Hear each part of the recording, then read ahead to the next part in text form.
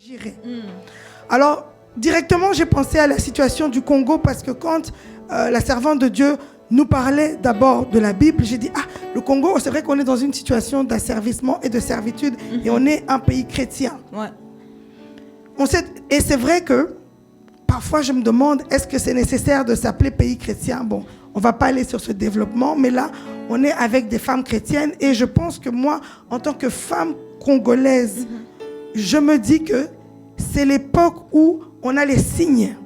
Tout à l'heure, dans la description historique que la servante de Dieu nous a donnée sur le Congo, on a vu que dans notre coutume, la femme avait sa place, mais sa place nous a été retirée et ôtée par la colonisation. Pourquoi? En 1960, la femme belge ne pouvait pas voter. Pourquoi la femme congolaise? Bon, beaucoup de choses. Et donc, maintenant, on est dans une époque où notre place nous est restituée. De un, il y a un signe clair, une femme première ministre. Alors, ça doit nous pousser, nous, femmes congolaises d'ici et d'ailleurs, à réfléchir sur la manière dont on peut se mettre ensemble pour s'organiser pour le Congo. Ouais. Quand on fait la somme de tous les efforts individuels, on peut faire quelque chose qui est grand. Ouais. Je vais vous donner un exemple qu'on vient de faire toute la diaspora. Je suis échevine à la ville de Bruxelles. Le bourgmestre Philippe Close a mis à disposition le palais 1 du Heysel. Pourquoi? Parce que on ne parle jamais du Congo. On parle de l'Ukraine, on parle de la Palestine, mais ici en Belgique, très rarement, on a mis le Congo à la place publique. Comment ça se fait? Qu'est-ce qui a réveillé? J'ai ma grande sœur Gisèle Mandaïla qui est là, il n'y a pas longtemps. Elle a organisé une conférence de presse avec tous les mandataires d'origine congolaise pour qu'on puisse parler des problèmes du Congo. Et comme on était nombreux, les médias ne se sont pas trop intéressés, mais on a vu que la population, en tout cas les Congolais, se sont intéressés et on se sont dit, mais les mandataires se sont mis ensemble, donc ça veut dire qu'il y a moyen d'exister. Et chaque mandataire dans son parti et dans sa famille politique a fait un lobbying pour qu'on parle du Congo. Moi, je l'ai fait au PS. C'est comme ça qu'on s'est mis ensemble. J'ai mis à disposition le Palais 1 à un collectif d'associations. Je ne sais pas si vous aviez entendu parler de cette collecte. On a récolté 160 palettes. 160 palettes, ça correspond à 4 conteneurs. Vous voyez les plus grands conteneurs. On ne l'a jamais fait. Et là, il y avait une réunion il y a 2 jours à l'ambassade avec les associatifs, l'ambassadeur, le ministère de la Défense qui va envoyer la première cargaison au Congo et les autres conteneurs seront envoyés par la ville de Bruxelles. Mais on a réussi à faire cette opération parce que tous les Congolais se sont unis. Toutes les associations se sont mis ensemble. Il y a plus de 500 bénévoles qui sont venus aider.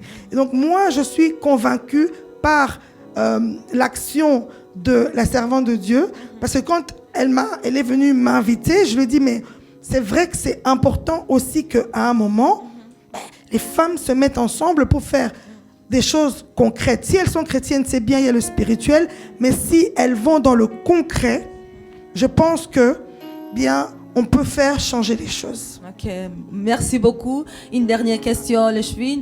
Quel est votre... Si je tiens à rappeler que votez, s'il vous plaît, je ne sais pas, je dois le dire, si vous... excusez-moi, votez pour elle. Elle est 3e à la Chambre, le 9 juin, s'il vous plaît, votez pour elle. Elle fait beaucoup pour le Congo. Elle est ici en Belgique, mais elle fait beaucoup, s'il vous plaît. Je vous en supplie, les gens qui sont aux alentours, votez pour Madame Lydia. Merci beaucoup. À présent, j'invite celle que j'appelle la première à être échevine. Elle a brisé les barrières. Quand tout était... Le racisme battait son plein, elle s'est battue pour être première échevine ici en Belgique. J'invite Madame Dora Ilunga, échevine, à venir ici. Sous vos applaudissements, s'il vous plaît.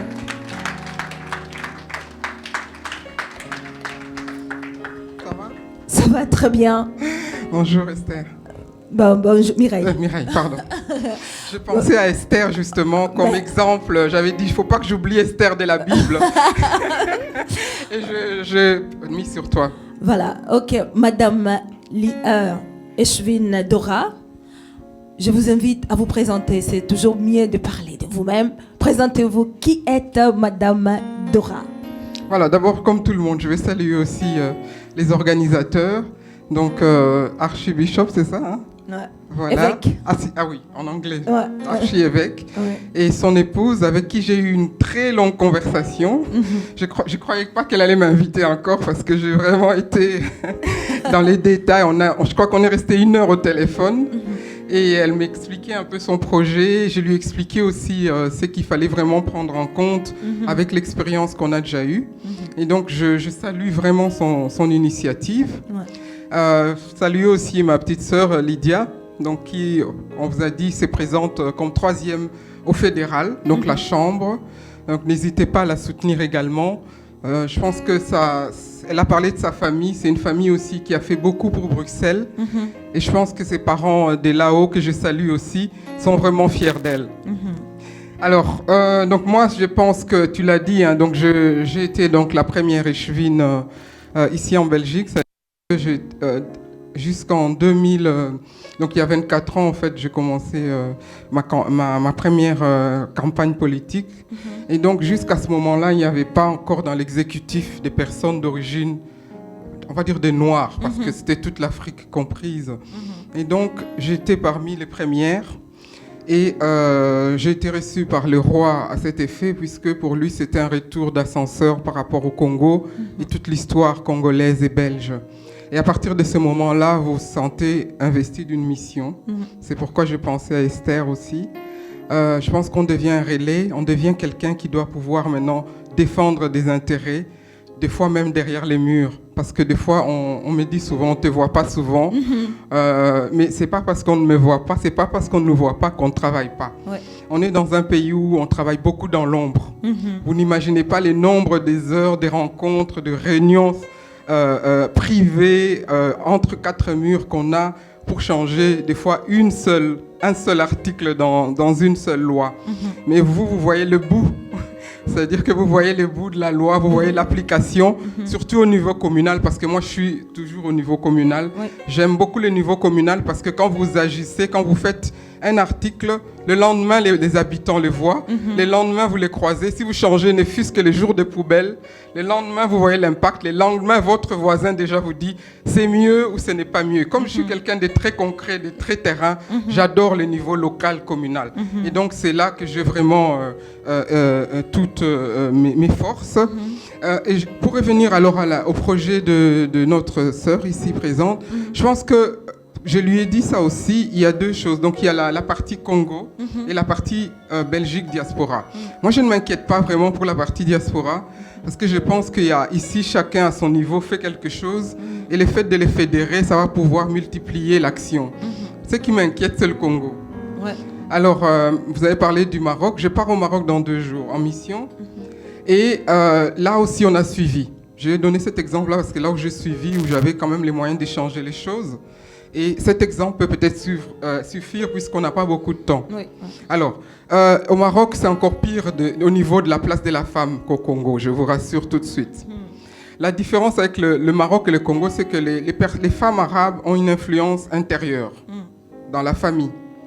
Les femmes congolaises, c'est une influence plutôt extérieure, c'est-à-dire qu'on la voit libre de l'extérieur, mais à l'intérieur, ça reste la femme qui doit assurer le ménage, assurer les enfants, assurer toute une série de responsabilités. C'est un peu la différence. Le problème de la femme congolaise, c'est qu'elle a la capacité d'aller faire des études, de s'en sortir, d'avancer, mais elle n'arrive pas à s'en sortir parce qu'elle a toute une série de paquets qu'elle porte qui l'empêchent d'être au même niveau que l'homme. Ouais. Alors, madame en a déjà parlé, donc tout ce qui est tâches ménagères, on appelle ici la 2e vie des femmes. En fait, les femmes ont 2 vies, c'est-à-dire qu'ils ont la vie au travail, la carrière, et puis la vie à la maison. Donc, quand elles terminent la première vie, elles commencent la 2e vie. C'est beaucoup pour une seule personne. Et cette 2e vie est aussi un problème. Au travail, il faut se faire reconnaître. En tant que femme, c'est pas évident. Je ne veux pas entrer dans les détails, sinon on va rester longtemps. Oui. La troisième vie, c'est aussi la société et la famille qui jugent. La famille, la belle famille, la société. Ah, elle n'est jamais chez elle. Ah, mais elle ne s'occupe pas de son mari. Ses enfants ne sont pas correctement habillés. Parce qu'à un moment donné, c'est impossible d'avoir 3 vies. Et de les faire les 3 correctement de manière parfaite. Donc ça fait que la femme se retrouve à se diviser en 3, à faire plusieurs choses qui ne fonctionnent généralement pas. Donc moi je pense qu'une des premières choses à faire, et je pense que la dame voisine à moi, ce qu'elle a voulu dire, je comprends aussi, c'est qu'est-ce qui va être fait au Congo. Donc ça je l'ai dit aussi à ma sœur quand on a commencé à parler, c'est de vraiment voir sur place quelles sont les réalités qu'elle rencontre. Est-ce que ces réalités-là, nous, on les connaît? Est-ce qu'on les maîtrise?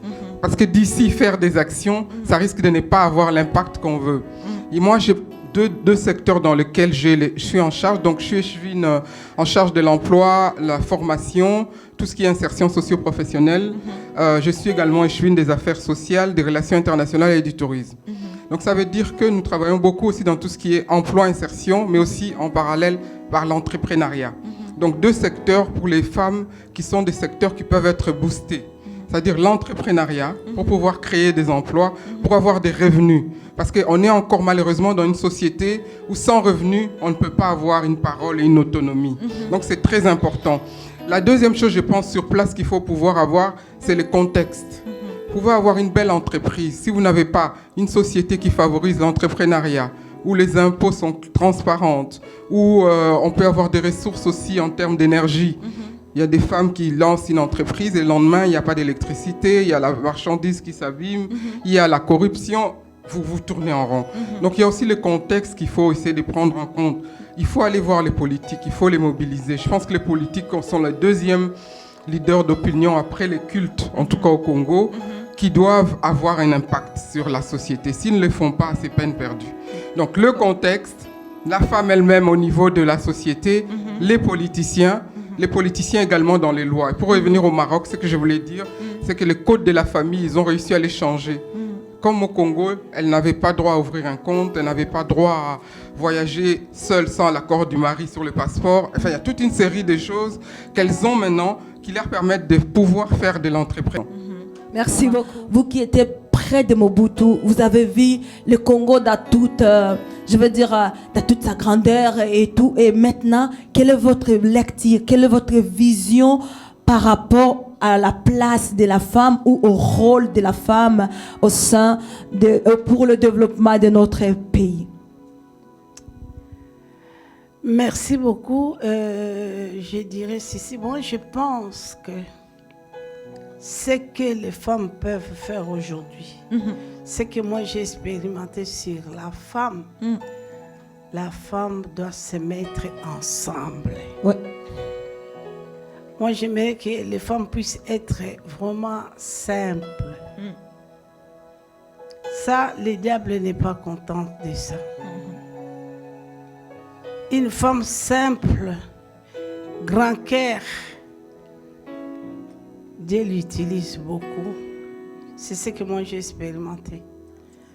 Les temps de Maréchal Mobutu, Maman Kalanga Mwanazaï, j'étais orgueilleuse. Il y avait la dictateur, ça Dieu n'aime pas. On doit s'aimer, on doit être humble, simple. Tu ne dois pas beaucoup suivre, on me critique, on me parle, on est tenté de me chrétien. Non, tu dois avoir un grand cœur, c'est un grand secret. Une femme qui a un grand cœur, une femme simple, une femme qui accepte donc la tolérance, beaucoup d'amour. Dieu va t'utiliser puissamment. Merci. Tu seras dans le récit calme. Une femme douce, mollo. C'est parce que ce que moi j'ai expérimenté, c'est dans le calme que quelqu'un puisse avoir victoire. C'est dans le calme. Ça, c'est un grand secret. Ce que moi j'ai expérimenté. Parce que la Deuxième République qui m'a donné beaucoup de leçons. Si tu es calme, tu supportes tout, tu dois beaucoup vivre. Ne montre pas que tu connais tout. Il faut rester calme, que tu puisses attendre d'apprendre. Même si tu connais quelque chose, fais semblant comme tu ne connais pas. Tu dois attendre d'apprendre beaucoup et tu réussiras. Ok. C'est ce que moi je peux dire aux femmes. Que le Seigneur vous bénisse. Merci beaucoup. En fait, j'ai plusieurs casquettes. Je suis juriste, je suis pasteur, je suis femme politique. Le Seigneur m'a dit ceci, m'a montré ceci. Le Seigneur m'a montré, alors que j'ai prié pour aujourd'hui, m'a montré les femmes. Des femmes qui allaient avec un... Il y a une maman qui a parlé de l'os. Mais ici, ce n'était pas un os. C'était quoi? C'était un bélier. Le bélier, c'est une arme qui était utilisée au Moyen-Âge. Mais nous avons l'arme, la plus grande arme, c'est notre Seigneur. Amen. Et il a montré une armée de femmes tenant un bélier. Yes. Et ce bélier, et j'ai vu la RDC qui était soumise. Il y avait trois pyramides qui étaient bien implantées dans les 3 coins qui formaient donc le Congo. Avec ces béliers, les 3 pyramides sont détruites. Amen. Merci. Merci. Que le Seigneur vous bénisse, que la grâce de notre Seigneur Jésus-Christ, l'amour de Dieu et la communion du Saint-Esprit soient avec vous.